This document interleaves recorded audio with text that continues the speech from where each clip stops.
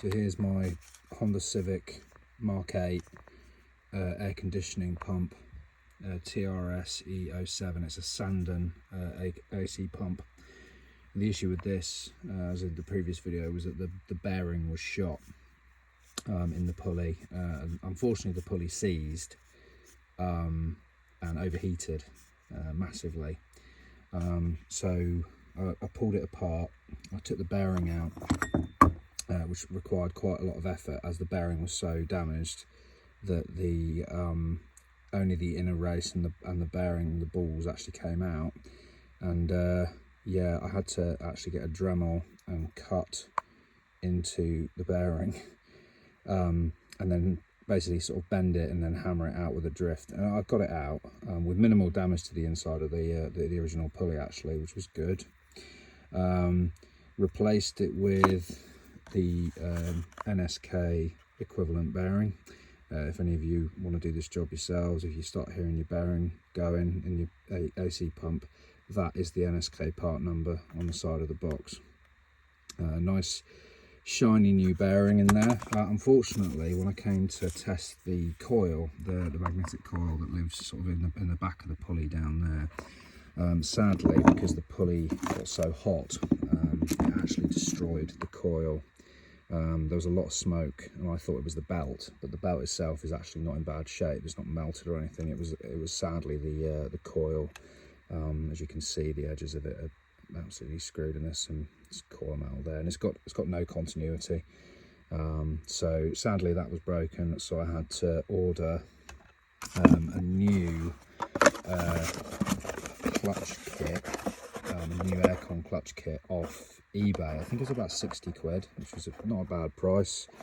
It came with a pulley, but the bearing manufacturer, I don't really know who the bearing manufacturer is, and as I'd already done the NSK bearing in the old pulley, I just decided to forego using this new pulley and just cleaned up the old one, cleaned the face of it up, and put that one back on. And it's all back together beautifully. It all runs, and you know, sounds a hell of a lot better than the old one did. Also, it was worth getting the kit anyway, because the old clutch disc was absolutely covered in burnt coil material on the back. And it's supposed to be metal. It's supposed to be shiny because it's magnetic. It was still magnetized. I could still kind of magnetize it, but I just thought, well, if I'm buying the coil, you can't buy the coil on its own unless you want to wait for a part from Autodoc or somewhere else if you order it on its own. I just thought I'd buy the whole kit and change out the clutch plate as well. And the new clutch plate was dead shiny. So yeah, that's definitely going to make a difference in terms of the longevity of the pump. In terms of repair, clearancing the clutch plate. This new clutch plate is quite a lot thicker than the original. You might be able to see. Get it to focus, but you can see that it is substantially thicker than the old one. Whether that's to do with wear or whether this part is, this is a pattern part, maybe it's just a bit big, maybe it's just a bit oversized. So actually clearancing it, I didn't actually have any of the tiny shims that Honda sell in order to clearance this. But to be honest with you, I needed so much shimming that actually what I did was I used copper washers. So I used 4. These were about a tenner, I think, for Amazon.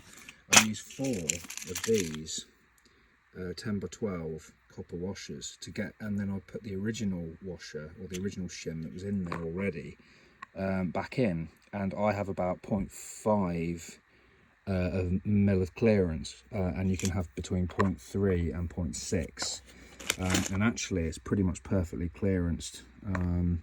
Hopefully, I mean, even with copper washers, even the fact, I've torqued this bolt, they've squished down a bit, but even if they squish down further, in a way it's fine, because I'll be around the center of the clearance parameters. So overall, actually, it's worked out quite nicely. I mean, shim kits from Honda are cheap. They're only about a £5 if they've got them in stock, but at the same time I don't think the 0.1, 0.2 and 0.3mm shims would have worked that well, and you don't get that many of them in the pack. But here's a 0.50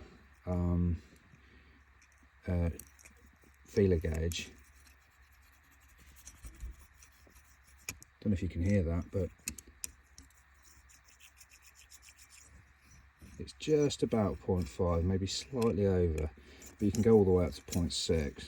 So actually that works out nicely, and I think that should be fine in terms of the clearance. Clearance is particularly important because it's magnetic clutch, so the clearance needs to be bob on in order for the magnetic clutch to engage.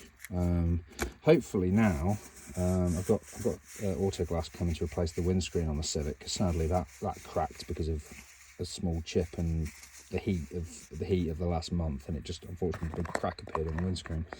They're coming to repair the windscreen later this week, so hopefully on Wednesday I'm going to get this back on the car and all plumb back in, test the system, vacuum the system, get some gas in it and see whether it will work. I'm confident that this repair will work.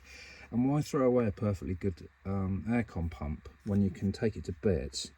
It's pretty easy to get out of the car. It's pretty easy to put on the bench, and if you've got some simple tools, if you've got preferably an impact, or certainly a decent socket set, a torque wrench.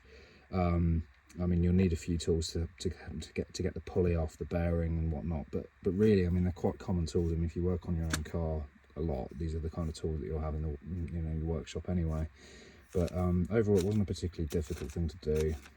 Just took a bit of time, more time than I thought it would, because of the knackered old coil, and just waiting for the parts. But overall, I think yeah, I think it will be good when it's back on the car.